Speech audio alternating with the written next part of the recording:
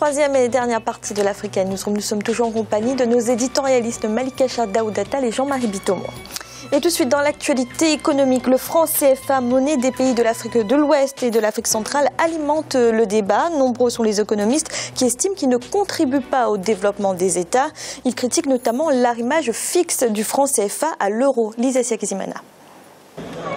Le franc CFA, la communauté financière africaine, doit évoluer et servir à la croissance des pays de l'Afrique de l'Ouest et de l'Afrique centrale. Tel est le souhait de nombreux analystes économiques qui déplorent l'arrimage à l'euro du franc CFA. Cet alignement de la monnaie CFA à l'euro est pourtant synonyme de stabilité monétaire de la zone CFA, une situation qui ne serait pourtant pas favorable au développement des pays africains. Dans le cas des pays de la CEMAC, donc les pays de la zone franc de l'Afrique centrale, au 31 décembre 2014, il y avait environ 2800 milliards au trésor français. Certains estiment, et à juste titre, que seuls 20% de ce stock d'argent qui garantit le franc CFA devrait être au trésor français et les 80% restants devaient permettre de financer l'économie. Actuellement, les pays de la zone CFA doivent déposer au minimum 50% de leurs réserves de change auprès du Trésor public français sous forme de garantie pour le franc CFA. Une contrainte qui, selon certains spécialistes, pourrait pousser les pays de la zone franc à envisager l'abandon du franc CFA. Mais pour l'heure, c'est plutôt la perspective de son élargissement aux États membres de l'UEMOA et de la CEMAC qui est envisagée. À terme, va se poser la question de la zone franc et les critères qu'on continue d'appliquer. Parce que si jamais il faut l'élargir, faire en sorte qu'en Afrique de l'Ouest, on ait une même monnaie, aussi bien en Côte d'Ivoire qu'au Nigeria, on ne pourra plus fonctionner de la même façon. Déjà, vous savez bien que le franc CFA est un héritage de la colonisation. Donc, la France étant colonisateur de la Côte d'Ivoire et le Nigeria n'ayant pas été colonisé par la France, on n'aura pas les mêmes critères nécessairement. Le franc CFA va évoluer, ça prendra du temps nécessairement, mais à un moment, je crois qu'à terme, les pays africains vont gérer de façon autonome cette monnaie. Créé en 1945, le franc CFA est utilisé dans 14 pays africains, mais n'est pas encore unique dans tous les pays utilisateurs. En effet, le franc CFA des pays de l'Afrique de l'Ouest diffère de celui de l'Afrique centrale. Pour l'heure, la préoccupation est de mettre cette monnaie au service de la croissance et du développement des pays de la zone CFA. Jean-Marie, certains économistes estiment que l'arrimage fixe du franc CFA à l'euro freine le développement de l'Afrique. Qu'est-ce que vous en pensez ? Cette problématique-là, c'est une problématique dans laquelle, Fanny, vous avez plusieurs lectures. Vous avez la lecture qui va être la lecture, comme on l'a dit, comme on dirait dans le reportage, que c'est une monnaie coloniale. Il ne faut pas confondre, si vous voulez, la lecture économique des choses et la lecture politique. Dès qu'on confond les deux, c'est-à-dire nous ne savons plus là où nous allons. Le fait que vous ayez, comment dirais-je, une parité fixe d'une monnaie sur le marché international. Nous connaissons tous nos monnaies africaines, comment est-ce qu'elles fonctionnent. Dès l'instant que vous avez une parité, c'est-à-dire ce qu'on appelle la flexibilité de la monnaie, ça veut dire quoi? On est passé, c'est-à-dire comme le dollar l'était, c'est-à-dire du système de taux de change fixe au système de taux de change flottant. Le système de taux de change flottant qui est les différentes devises internationales. Si je vous prends l'euro, si vous voulez, n'aurait pas la même parité que le dollar, c'est-à-dire il va fluctuer tous les jours, la valeur elle fluctuera tous les jours. Mais maintenant, il y a une question à se poser, c'est que est-ce qu'on traite les questions dans la dimension économique ou dans la dimension politique? Moi, j'estime que d'aucuns nous disent que bon, c'est quelque chose qui est néfaste pour le développement de l'Afrique. Ça a un coût, si vous voulez. En économie, tout a un coût. Tout simplement pourquoi? Parce que le fait de laisser sa monnaie, si vous voulez, avec une parité qui fluctue à chaque fois, est-ce que les États africains ont-ils, c'est-à-dire la capacité de pouvoir maintenir cette monnaie-là à un niveau de convertibilité internationale qui leur permette d'assumer les achats en matière, en matière première nécessaire. Quand je parle de matières premières, ce ne sont pas des matières premières naturelles, hein, puisque l'Afrique achète tout, si vous voulez. Tout ce que nous avons, nous l'achetons, y compris même l'alimentation en tant que telle. Donc, il faut aussi se poser la question de savoir, en termes, de souveraineté économique, est-ce que cette parité-là, moi, je me pose la question, je n'ai pas de position tranchée là-dessus. Est-ce que cette parité-là ne nous avantage pas quelque part? Regardez un peu, quand vous allez dans la zone la fameuse zone CFA, et les États frontaliers dont on nous a parlé, par exemple le Nigeria. Le Nigeria, si vous voulez, est content, si vous voulez, les habitants nigérians sont beaucoup plus intéressés de venir vendre leurs marchandises, comment dirais-je, au Cameroun que de la vendre, comment dirais-je, au Nigeria, tout simplement. Pourquoi? Parce que le Naira est relativement faible par rapport. Donc, c'est pas une question simple. C'est-à-dire, bon, chacun est libre d'avoir sa thèse, mais il faut être prudent là-dessus. Il n'y a pas une voie, si vous voulez, qui est une voie unique, Fanny. Il faut, c'est-à-dire, tout sous-peser, la dimension économique, la dimension politique, et les exportations, comment est-ce qu'on les traite, les importations, comment est-ce qu'on les traite, tout ça, ça se traite à travers la monnaie.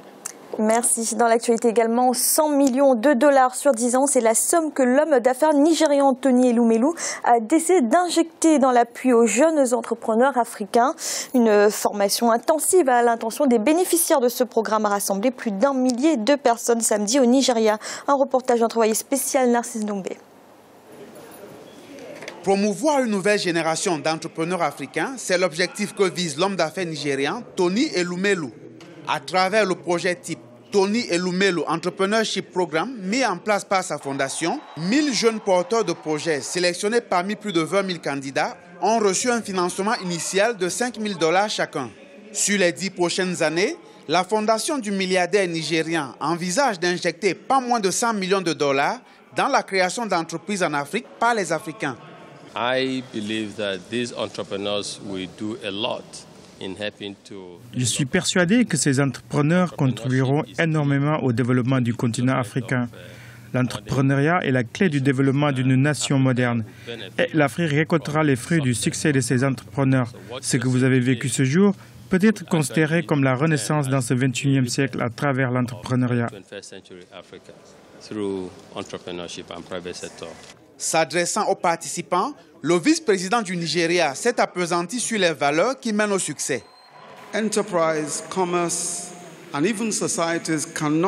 L'entreprise, à l'image de toute société humaine, ne peut tenir que si certaines valeurs morales sont prises en compte.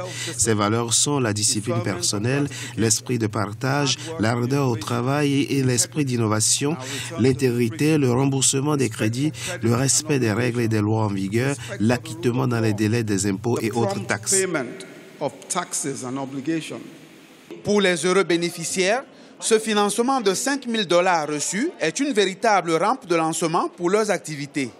Ces 5 000 $ vont m'aider à créer vraiment le projet, car il était dans la partie idée. C'est monumental, mais surtout le plus important, c'est pour le message psychologique et mental que cela envoie aux jeunes Africains. Ça représente vraiment un grand investissement pour le début, quoi. On essaie pour créer d'emplois et puis essayer de développer le continent. Donc c'est un début que je n'espérais pas. 100 millions de dollars, c'est le plus grand geste philanthropique jamais réalisé en faveur des projets économiques africains, selon les analystes. Pour cette première édition du Tony Elumelu Entrepreneurship Programme, 30% des projets financés sont agricoles et pour la plupart portés par des femmes. Daouda, on vient de voir cet homme d'affaires nigérian, Tony Elumelu, qui donne 100 millions de dollars sur 10 ans à de jeunes entrepreneurs. Est-ce que l'Afrique a besoin de ce genre de philanthropie ? Oui, c'est ce genre de philanthropie, moi je suis pour.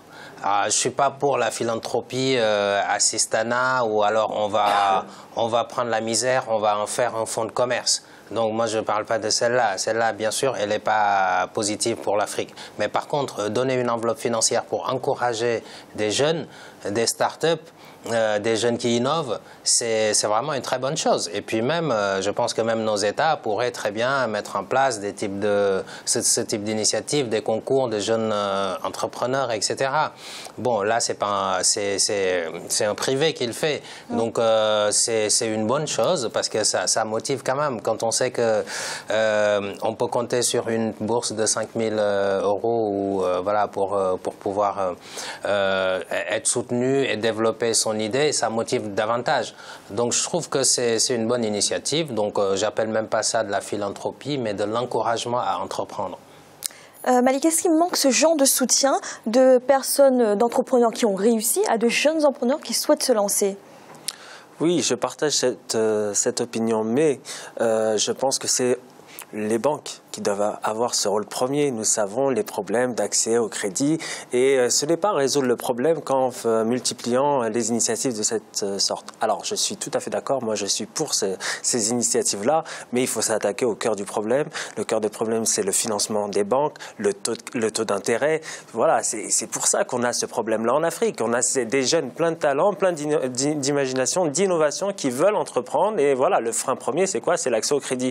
Donc je pense qu'il faut véritablement que les États africains se penchent sur le problème. C'est quand même, bon, ça devient quand même de plus en plus un sujet de préoccupation, il faut le dire. Hein. Et on n'est pas au stade zéro. Les États africains commencent à comprendre que plus on a des taux de crédit élevés, si on n'astreint pas les banques à faire des taux de crédit bas, on ne va pas développer l'activité économique. Donc très bonne initiative. S'il y en a des dizaines de milliers de personnes comme ça qui ont cette philanthropie, je dirais très bien. Maintenant, essayons d'encourager les banques à faire de même. Merci. Et tout de suite, notre chiffre du jour, la croissance économique de la Tunisie pourrait ralentir à 1% en 2015 contre 2,3% en 2014. C'est ce qu'a indiqué le ministre tunisien des Finances. Si cette prévision se réalisait, serait de la plus faible performance de l'économie tunisienne en 25 ans, après 2011, année du printemps arabe. Jean-Marie, cette prévision à la baisse, conséquence directe de la situation sécuritaire? C'est une conséquence directe de la situation sécuritaire, Fanny, tout simplement. Pourquoi? Parce qu'ici, là, on peut croire qu'il n'y a que le tourisme. Il n'y a pas que le tourisme. Le tourisme est touché parce que le tourisme, si vous voulez, tunisien, contribue à 10%, si vous voulez, du PIB. C'est la déstabilisation globale de l'ensemble de l'économie parce que toutes ces problématiques dont on parle là, dès que vous avez une déstabilisation dans un État, les gens regardent tout simplement quoi? On va vous regarder uniquement la déstabilisation politique.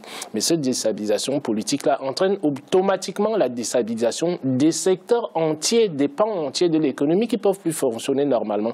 Et dès l'instant que vous avez cette déstabilisation, là, vous avez des idées qui ne vont plus venir. Tout simplement pourquoi? Parce que l'investisseur qui sort de l'extérieur, il n'est pas sûr, comment dirais-je, il ne peut même pas faire de la prévision ou de la prospective sur le long terme par rapport à son investissement. Donc à partir de là, ça crée une déstabilisation globale.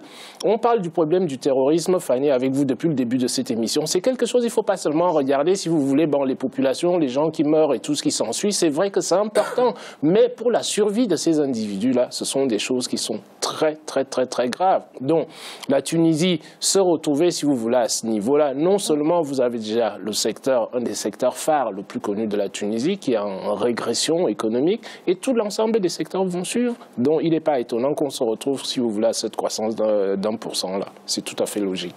Daouda, la Tunisie est soutenue par ses partenaires internationaux. Est-ce que ça va suffire? Bon, il faudra de l'effort interne quand même. Hein. C'est bien ce soutien international puisque ça permet à la Tunisie de pouvoir dire, voilà, la communauté internationale a toujours confiance en moi. Et je pense que ça, c'est important, c'est un signal fort. Maintenant, il faudra aussi plus avancer d'un point de vue politique dans la lutte contre le terrorisme. Il faudra aussi ne pas s'effondrer. Et la Tunisie a beaucoup d'atouts dans son économie qu'elle pourrait développer. Et il faut y aller maintenant. Merci. C'est à présent la fin de cette émission. Demain, retrouvez le second volet de cette semaine consacré à la réforme universitaire. Jean-Marie, merci d'avoir été là. Merci Fanny, bonsoir à tout le monde et bonsoir à tous nos téléspectateurs et téléspectatrices. Malik, merci également. Merci Fanny, j'espère vous retrouver très bientôt. Et Daouda, merci. Merci Fanny, c'était un réel plaisir et bonsoir à tout le monde. Et merci à vous de nous avoir suivis. À bientôt dans l'Africa News Room.